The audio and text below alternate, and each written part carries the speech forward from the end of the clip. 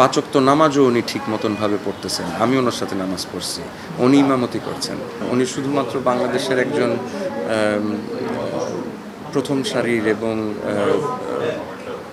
Very renowned hero বলেন বা ব্যক্তিত্বই নন। উনি আমার পারিবারিকভাবে আমার খুবই ঘনিষ্ঠ।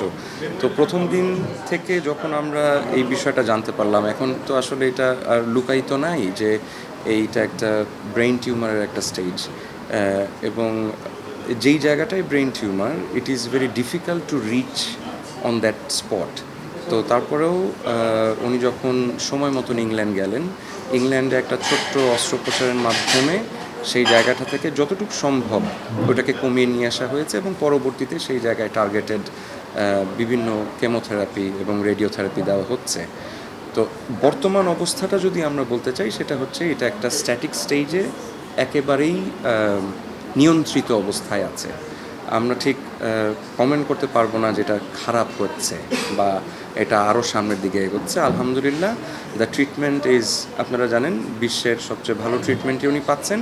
কিন্তু আমার ব্যক্তিগতভাবে যেই জিনিসটা গতকালকে কিছুদিন যাবত আমি দেখছি, ইংল্যান্ড থেকে আমিও এসেছি, যে উনি সব কিছু ভুলে যাচ্ছেন।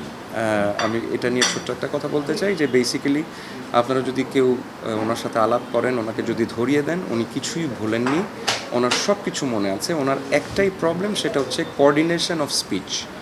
এইটা ব্রেইনের এমন একটা জায়গায়, যেই জায়গাটা আমরা আমাদের বুদ্ধিমত্তা দিয়ে একটা কথার সাথে আরেকটা কথাটাকে মিলিয়ে আমরা ডেলিভারি দিই। তো ওনার ওই জায়গাতে একটু প্রবলেম হচ্ছে, যাতে করে, যেহেতু টিউমারটা ওইটার আশেপাশে জায়গায়, ওনার মেমোরি ইনট্যাক্ট, ওনার সব কিছু মনে আছে। ইভেন কেউ যদি ওনার সাথে বসে ঘন্টার পর ঘন্টা কথা বলে, আপনারা দেখলেন আমি আসলাম, সাথে সাথেই আমি কবে লন্ডন থেকে আসলাম। তো ওনার সবই মনে আছে। উনি শুধুমাত্র কোঅর্ডিনেশনটাকে একটু হারিয়ে ফেলছেন ওনার ওই অসুস্থতার কারণে। এছাড়া আলহামদুলিল্লাহ হি ইজ ডুইং গুড। আমি যতটুকু জানি, ভেরি রিসেন্টলি ওনার একটা সিটি স্ক্যান করা হয়েছে, জাস্ট আসার 10-15 দিন আগে, এবং সেই সিটি স্ক্যানে যে জিনিসটা এসছে যে ওনার রোগটা বাড়েনি এবং এটার বৃদ্ধিটাও হয়নি সেরকমভাবে। তো তার মানে ইটস এ গুড সাইন। ওষুধপত্র, কেমোথেরাপি সবই ভালোভাবে কাজ করছে। তো আনটিল আদারওয়াইজ যদি এইটা খারাপের দিকে না যায়, প্রবাবলি অ্যাগ্রেসিভ কোনো ট্রিটমেন্টে কেউ যাবে না। এটা মেডিকেল সায়েন্সের ভাষায়। আর আমরা যখন দেখছি he is doing fine, probably ওনার এই কেমোথেরাপি, রেডিওথেরাপি এই মুহূর্তে আর প্রয়োজন নেই, কিন্তু কেমোথেরাপিটা প্রবাবলি কন্টিনিউ করতে হতে পারে, যাতে করে এটা একটা প্রিভেন্টিভ জায়গা, এটা যেন আর না বাড়ে সেটার জন্য। বাট আদারওয়াইজ অ্যাগ্রেসিভ কোনো ট্রিটমেন্টে কখনোই আসলে এই জায়গাটায় কেউ যাওয়ার চিন্তা করে না।